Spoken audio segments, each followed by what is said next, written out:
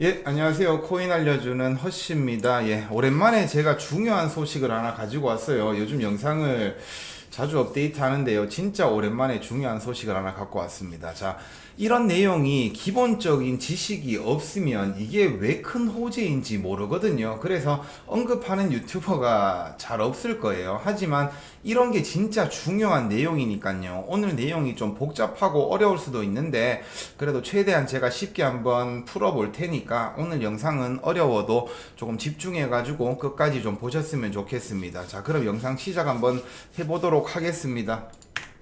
자, 먼저 제가 5월 달에 뭐 그런 영상을 올렸어요. 미국에서 암호화폐 믹싱 서비스를 금지한다. 그런 것들 지금 막 제재한다. 뭐 이런 이야기를 하면서 그게 악재라고 말씀을 드렸는데요. 자, 그런 이제 믹싱 서비스를 대표적으로 해주던 게 토네이도 캐시예요. 토네이도 캐시인데 보면 토네이도 캐시를 뭐 사용 금지하고 뭐 제재하고 지금 소송 걸고 막 난리도 아니었어요. 근데 최근에 이제 토네이도 캐시가 항소에서 승리를 했다. 그래서 오펙이라고 하죠. 이게 뭐 외국 자산 통제국 뭐 이런 기관인데 지금 오펙이 지금 권한을 초과했다. 뭐 이런 식으로 해서 지금 항소에서 이제 토네이도 캐시가 승리했다. 토네이도 캐시가 승리한 게 아니라 토네이도 캐시 승리자 대표단, 사용자 대표단 뭐 이런 애들이 이제 승리를 했다. 이런 기사가 딱 나왔습니다. 이게 뭔 말인지 모르실 거예요. 뭔 말인지 모르실 거라서 제가 조금 쉽게 설명을 좀 해볼게요.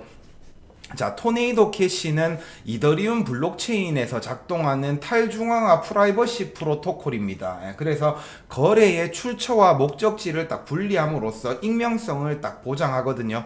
그래서 중앙기관이 없고요. 스마트 계약으로 운영되고 영지식 증명으로 사용자의 신원이 이제 증명되지 않아도 이 거래가 가능하다. 뭐 이렇게 보시면 되고, 그리고 이제 토네이도 캐시 같은 경우에는 이제 이 자금이 누구 자금인지 뭐 이런 걸 알 수 없기 때문에 개인 프라이버시를 위한 것도 있지만 사실상 이게 불법 활동에 엄청나게 많이 이용을 됐었어요. 그래서 해커와 뭐 범죄 조직 같은 뭐 이런 애들이 토네이도 캐시를 이용해 가지고 자금 세탁을 하고 막 이렇게 했었거든요. 그래서 2022년 8월에 미국 재무부 산하의 오펙 외국 자산 통제국에서 토네이도 캐시를 제재 명단에다가 딱 추가를 했어요. 추가를 했고 미국 사용자들이 토네이도 캐시와의 모든 거래가 딱 금지가 됐습니다. 자, 근데 2023년 11월 13일 날 코인베이스 직원 6명을 포함해서 그 사용자 그룹이 재무부의 조치가 지금 조금 이제 법적 권한을 초과했다. 뭐 이런 주장을 하면서 항소를 했던 거예요. 근데 그 항소가 이제 최근에 뭐 이틀 전인가 이렇게 먹혀들었다. 그래서 사용자들이 승리했다. 지금 오펙이 니들이 지금 권한을 초과했다. 요런 이제 딱 기사가 나온 거예요. 근데 이게 왜 의미가 있냐? 자, 제가 매번 말씀드리는 거 있잖아요. 암호화폐는 진짜 마켓 메이커들이 중요하다. 마켓 메이커들이 이렇게 마켓 메이킹을 막 해서 가격을 펌핑 시켜줘야 개인들도 타고 막 기관들도 타고 막 이렇게 하면서 가격이 펌핑을 하는데 이 마켓 메이킹이라는 게 뭐냐? 그냥 주식으로 치면 주가 조작이에요. 주가 조작. 막 우리 회사 지금 어떠한 호재 있다라고 기사 막 퍼뜨리면서 자사주 막 매입하고 근데 이걸 대놓고 할 수 있나요? 못 하잖아요. 그죠? 주식 시장에서는 못 하잖아요. 근데 암호화폐 시장에서는 가능하다. 왜냐? 제대로 된 규제가 아직은 없기 때문에. 하지만 현금 넣고 다 티나게 막 이제 개발사들이 막 매입하고 가격 끌어올리고 이렇게는 할 수 없잖아요. 그렇기 때문에 스테이블 코인을 발행해서 그걸 믹싱을 한번 돌려가지고 어떤 자금이 지금 막 들어오고 있는지를 알 수 없도록 만든 다음에 그렇게 이제 가격을 막 이렇게 끌어올리는 거거든요. 근데 그걸 지금 금지시켜 놨으니까 마켓 메이킹을 제대로 할 수가 없는 거죠. 스테이블 코인 발행도 막 막아놨고 그렇기 때문에 지금 알트 코인이나 이런 것들이 제대로 펌핑을 못하고 있다라고 제가 계속 설명을 드렸거든요. 자, 그러면 미국 규제기관이 지금 어떻게 암호화폐 산업을 방해했는가? 다들 아시잖아요. 민주당이 뭐 SEC가 암호화폐 산업을 죽인다, 뭐 규제기관이 뭐 엄청난 규제를 했다, 이런 이야기들을 많이 하시는데 정확하게 어떤 식으로 암호화폐 산업을 성장하지 못하도록 막고 있는지 정확하게 이해하시는 분들이 별로 없을 것 같아서 제가 대표적으로 몇 개만 좀 들고 와서 설명을 좀 드릴게요. 자, 뭐냐? 첫 번째는 대부분의 알트코인들은 초창기에 발행량이 있으면 이걸 그냥 초기 투자자들한테 쫙 뿌리면서 자금을 이렇게 확보를 해요. 투자금을 확보를 한단 말이죠. 그러니까 이걸 갖다가 SEC에서 계속 소송을 거는 거예요. 니들이 초기에 발행된 물량을 초기 투자자들한테 돈 받고 팔았던 건 투자다, 투자 받은 거다, 그거 증권법 위반이다, 이렇게 이야기를 하는 거거든요. 비트코인은 뭐예요? 그냥 비트코인은 채굴에서 그냥 보상으로 나온 게 자연스럽게 가격이 형성되면서 만들어진 거고요. 그 외에 나머지 대부분의 알트코인들은 초창기의 발행량을 초기 투자자들한테 판단 말이에요. 그래서 그 자금 확보한 걸로 산업 발전시키고 막 이제 기술 개발하고 뭐 이러면서 직원들 월급 주고 이러면서 성장을 하는데, 그 초기에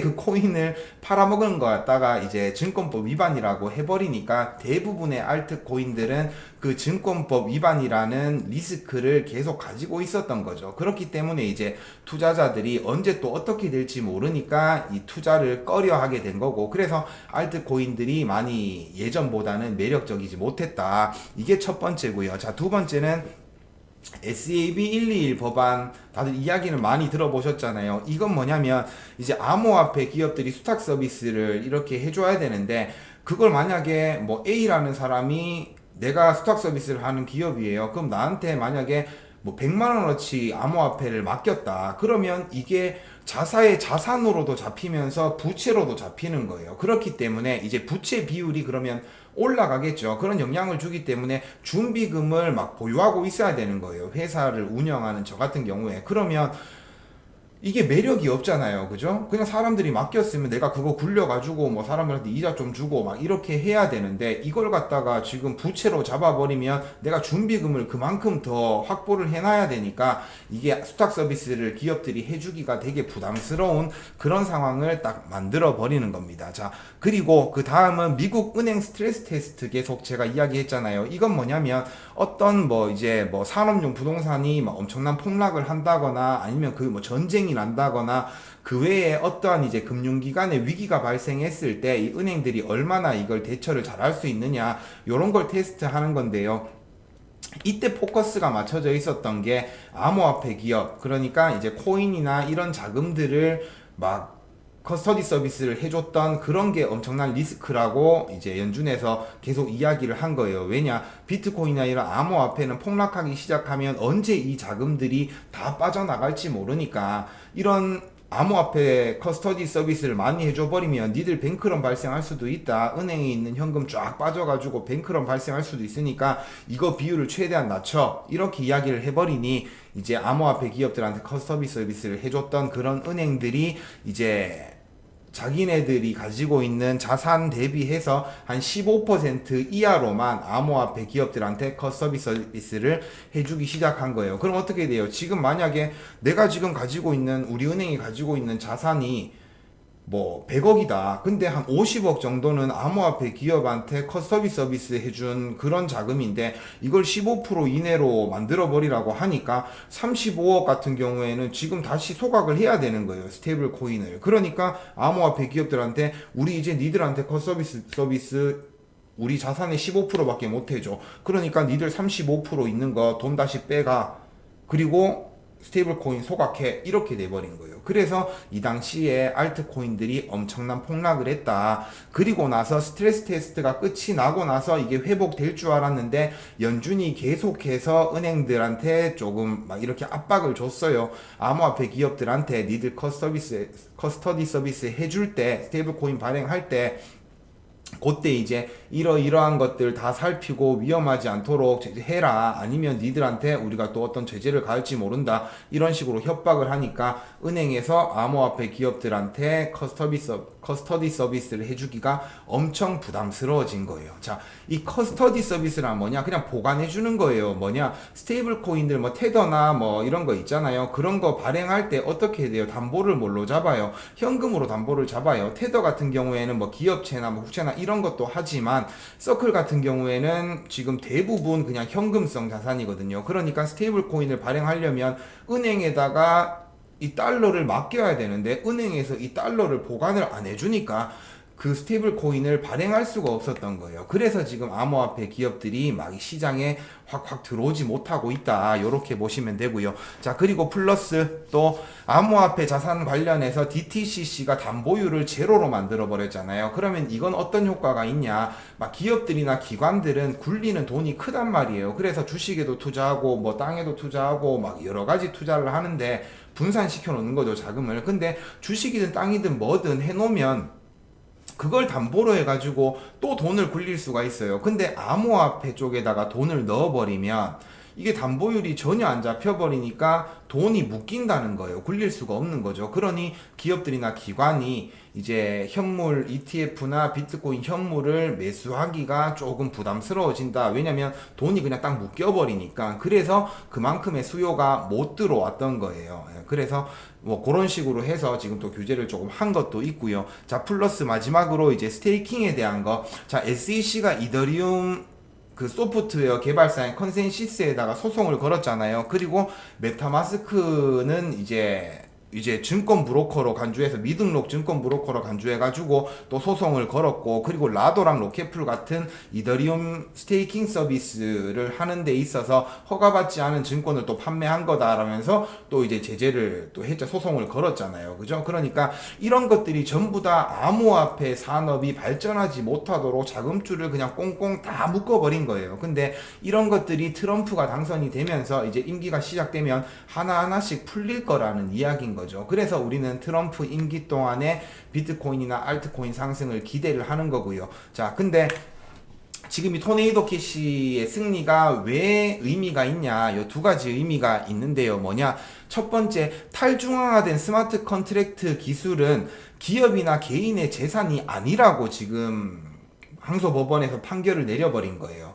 이거 개발자는 있죠. 네덜란드 사람인가 그래요. 그래서 지금 조사받고 있고 뭐 구금 중인 걸로 제가 알고 있는데요. 이 개발자는 어찌됐든 불법 자금 세탁이나 이런 데 연루돼서 조사를 받고 있지만 이 프로그램은 지금 막 그 개발자에 의해서 돌아가는 게 아니에요. 자동으로 돌아가고 있는 거기 때문에 이거는 뭐 누구의 재산이다 뭐다 이야기할 수가 없는 거예요. 그렇게 지금 판결이 나와버린 거기 때문에 앞으로도 탈중앙화된 스마트 컨트랙트 기술에 대해서는 이걸 누구의 재산이다 뭐 개발자를 뭐 구금해가지고 뭐 조사하고 이럴 일이 없다는 거예요. 무슨 말인지 아시겠죠?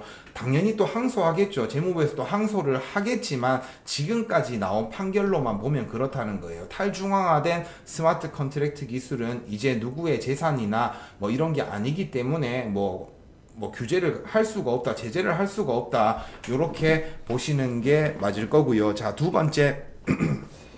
자, 지금 오펙 제재 명단에 토네이도 캐시가 포함되어 있기 때문에 미국 국적을 가진 사람들이 이걸 자유롭게 이용할 수는 없어요. 하지만 이거는 미국의 법적 규제일 뿐이고요. 다른 국가들 중에서는 이런 믹싱 서비스에 대한 규제가 없는 국가들도 있거든요. 그러니까 그런 국가들에서는 토네이도 캐시를 이용해서 이렇게 익명성을 보장받을 수 있다라는 거죠. 그러면 마켓 메이킹을 할 때 그 자금이 들어올 때 어떡하게 했어요? 외국 통해 가지고 이렇게 할 수 있다는 거예요. 그러면 자, 트럼프가 원하는 건 뭐예요? 트럼프는 암호화폐 수도로 만들겠다 미국을 그러고 있는데 암호화폐를 엄청나게 발전시키고 미국에서 모든 걸 채굴하고 막 이러려고 하고 있는데 지금 다른 국가에서 막 믹싱 돌려가지고 자금 막 들어오고 유동성 막 들어오고 이래버리면 트럼프가 배 아프지 않겠어요? 그러면 트럼프도 이제 임기 동안 이 믹싱 서비스를 허용해 줄 수도 있다. 뭐 저는 그렇게 생각을 하고 있습니다. 그래서 이 두 가지가 조금 의미가 있다라고 생각을 하는 거고요. 그리고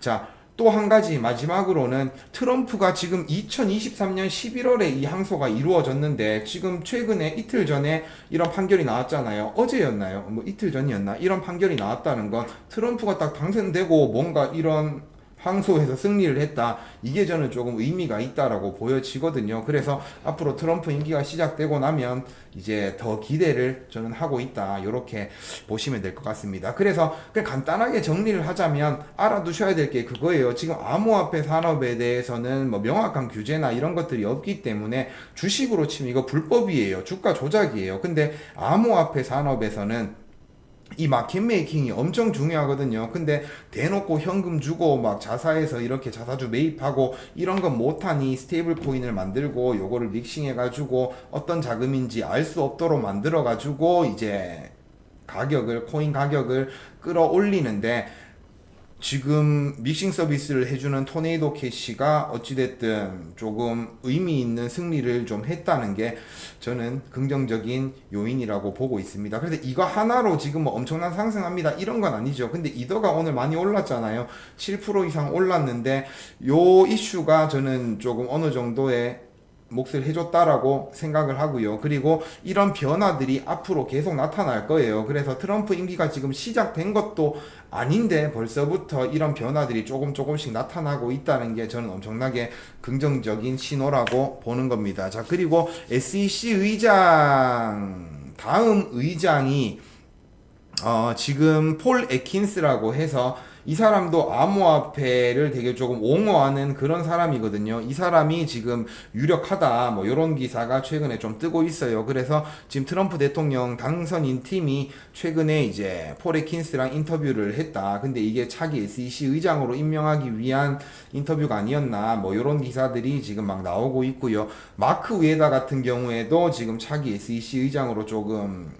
가능성이 있다 뭐 이런 기사들도 있거든요. 그래서 둘 다 암호화폐 친화적인 인물이기 때문에 누가 돼도 상관없다. 전부 다 암호화폐 친화적인 사람이다. 이렇게 보시면 되고, 그리고 밴쿠버 시장이 오늘 또 비트코인 친화적인 도시 계획을 소개하면서 준비 자산으로 또 비트코인을 보유하고 싶다 뭐 이런 제안을 또 했어요. 그러니까 지금 미국이 트럼프가 당선되면서 비트코인을 전략적 준비 자산으로 채택한다 뭐 이런 이야기들이 나오고 있잖아요. 그런 공약들이 있었고 그게 시행이 될 것 같은 분위기가 되니까 지금 너나 할 거 없이 다른 국가들에서도 빨리 이제 그런 선택을 미국보다 더 빨리 이제 준비 자산으로 비트코인을 채택하고 싶어하는 그런 모습들이 좀 보여요. 그래서 앞으로도 계속 그런 이슈들이 점점 많이 나올 거라고 생각을 하고, 결론은 뭐다? 결론은 트럼프 임기가 시작되고 나면 비트코인이나 알트코인 지금 많이 기대된다. 그래서 더 큰 상승, 엄청난 상승을 보여줄 수 있을 것 같다. 뭐 그렇게 생각한다는 겁니다. 예. 오늘 제가 준비한 영상은 여기까지고요. 다음에 또 좋은 영상으로 찾아뵙도록 하겠습니다. 시청해주셔서 감사합니다.